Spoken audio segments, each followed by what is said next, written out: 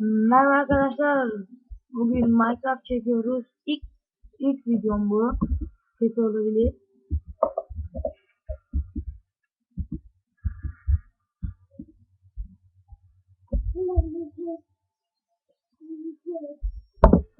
Kardeşim yanımda. Kardeşime bakarak çekiyorum. Biraz kötü olabilir. Evet. Eve Enderman girmiş.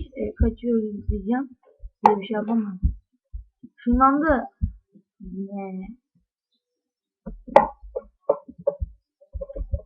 hırsız. Bunlar hırsız Enderman. Bakalım evden ne almışlar? Evet, fırınımızı almışlar. Fırınımızı almışlar. Yatağımız duruyor.